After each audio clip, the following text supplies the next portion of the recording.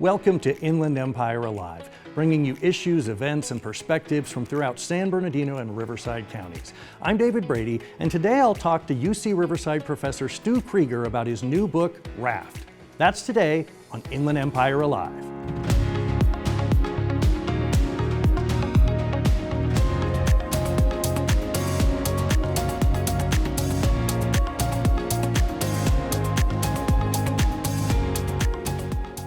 Well, joining us now from Hollywood by way of UC Riverside is Stu Krieger, professor and author. Professor Stu, welcome. It is a pleasure to be here. So I know that you've been teaching at UC Riverside since 2006, but you've got a long history in show business before that. Can we talk about a little bit sort of your pre-academic career? Sure. I grew up in Rochester, New York with no family in the entertainment industry, but for some very odd reason from an early age, I knew that's what I wanted to do and where I wanted to be. We made a family vacation to Los Angeles when I was 12, and I went, yep, that's where I belong. Graduated from college back east and immediately moved to Los Angeles and started my career as a copy boy at the Los Angeles Herald-Examiner and hanging around the entertainment department going, I want to write film and television, what should I do? Figured out I needed to get an agent, eventually got an agent. The agent got me my first writing job. And that led to a really wonderful career. I ended up writing The Land Before Time for producers Steven Spielberg and George Lucas. I did 11 movies for the Disney Channel in their Disney Channel original movie series, and just had a wonderful and prolific career, and then decided it was time for chapter 2. I had been teaching one class a year at the Peter Stark program at USC and was really enjoying that. Wanted to teach more and looked for other opportunities. Saw the posting for the UC Riverside job and ended up there. So tell me a little bit about the little boy that you were, because you had a very specific dream. It was not to go to Hollywood and be an actor. You wanted to be a writer. Well, what's interesting is, as a little kid, first I thought the acting thing was what I wanted to do. And as a little kid, I had flaming red hair, and I used to take photos out of the family album, and I would put them in an envelope addressed at Walt Disney, Hollywood, California. And on the back of the picture, I would write, I'm a really cute redhead, you should put me in. So you just knew you wanted to be part of it? Yeah. And oddly enough, Walt never wrote back, never offered me a part in a movie. But eventually, through a kind of middle school into high school, I started writing more and more. And then in college, I had two professors that were the first people that said, I really think you could do this for a living. And that encouragement and just the underlying dreams were enough to propel me to LA. So what kind of writing inspired you when you were sort of seeking to kind of make your mark? Well, what's really interesting about the evolution of my career is at one point, pretty deep into it, I had some friends from Rochester out visiting, and we were in my backyard looking at the house, and they said, you know, when you were a little kid in Rochester, New York, did you ever think this would be your life? And I went, yeah, I kind of did, you know. But what's interesting to your question was, I really grew up on the Disney feature films of my era. So Absent Minded Professor, the original Parent Trap, Swiss Family Robinson, those were my childhood movies. And so when I got involved with the Disney Channel, I think part of my success there was replicating, these were the emotions, these were the things I responded to in these films as a kid. And now I want to be able to do that for the next couple generations.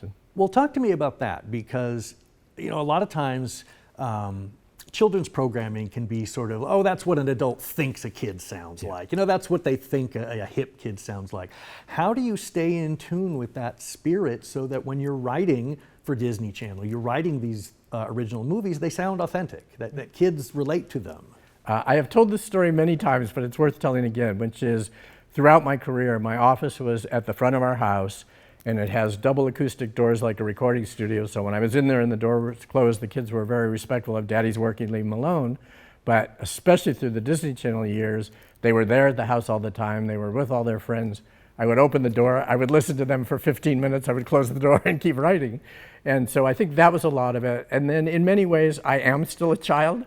So I feel like I've had a good ability to tap back into what were those things in the original movies for me, what was the wish fulfillment, what were the empowering things as a kid.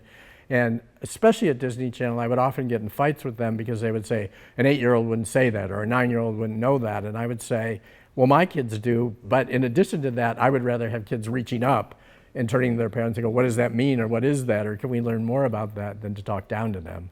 And that was something that was always very important to me. Well, I came across an interesting quote of yours. You were talking about how much of your work has involved kind of fantastical elements. Yeah.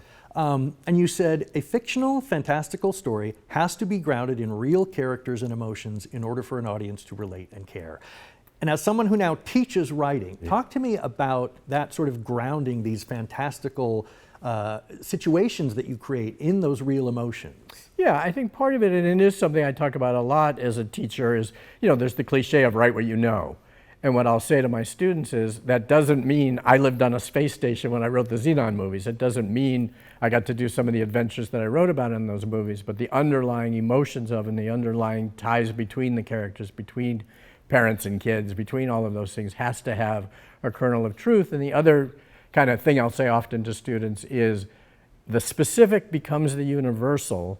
And what I mean by that, if it's true to you, it's going to resonate, that truth will resonate even if it isn't somebody's exact experience.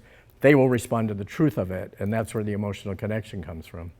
Since you made the switch to teaching, has that given you new perspective on writing, the things that students sort of discover in their own writing or that they may discover in the examples you may bring to them? 100%. And especially when I was first teaching in the Peter Stark program, which started in 2000, I said it made me a better writer, because often I would say things in class and the next day I'd be back in my office and go, hey, dude, remember what you said to them?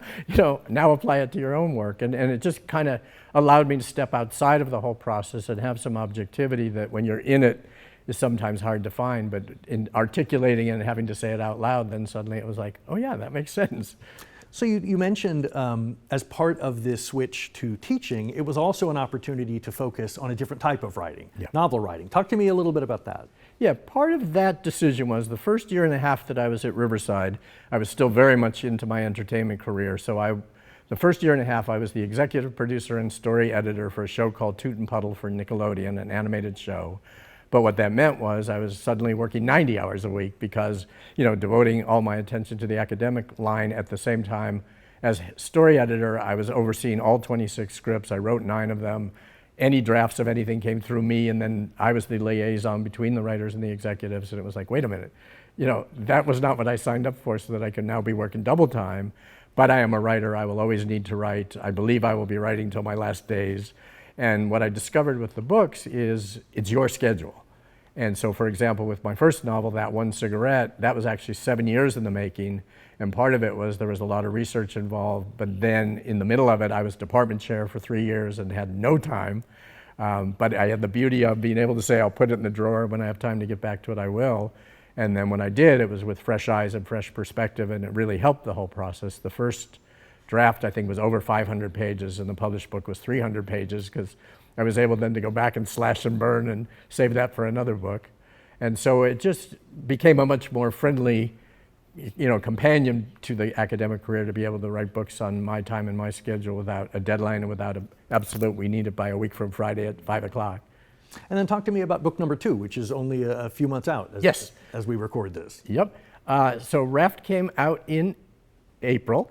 And it's kind of interesting because it's a Kafka comedy, is what some of the early reviews have said. So it's the tale of Clark Whitaker, who is a children's book author, who is facing 50 years old. He's having a midlife crisis connected to the fact that his son's leaving from college. His father-in-law just died. He's worried about, is everything moving forward going to be about loss?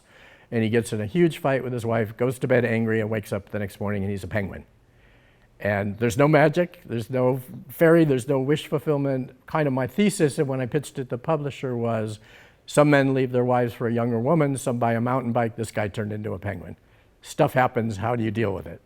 And the underlying thesis of the book really is about, at the beginning, Clark has a longing for, we used to be able to go away as a nuclear family, just the 4 of us, and have that time, and I would love to be able to do that one more time before Charlie leaves for college. And in the inadvertent transition to penguin, he gets his wish, and wackiness ensues. And I feel very, very pleased and proud of it, because I think, and aside from the comedy, there's an underlying thesis and truth about family and how you reconnect when you've lost a little bit of that touch and all the rest of it. And the best compliments I've been getting, and it's reflected in a lot of the Amazon reviews lately, is I laughed on every page and cried at the end. And I said, I did my job. So. For those who know you well, do they see you in the story? Oh, yeah. In ways that you didn't expect? No, because what's interesting is the book is told through the perspectives of all 4 family members. So the husband, wife, and 2 kids each take turns narrating various chapters. And one of our friends who is about to have a baby, and he was on his baby moon in Cabo, and he texted me with a picture of him reading the book on the beach, and he said, Hillary is my wife, and he said, is it okay that I'm completely seeing Hillary as I'm reading the Julia chapters? And it was like, yes, that means I did a good thing. So. Well, I want to make sure people know, where can they find the book? The book is available on Amazon, BarnesandNoble.com, and directly from the publisher, who is Pipevine Press. All right. So you can order on any of those places. Some of the local bookstores are now carrying it as well, and if they're not, they have access to order it for you as well. Well, we've got a couple minutes left, and there's a particular topic that's in the news right now as we record this, and that's the strike, the Writers Guild of America.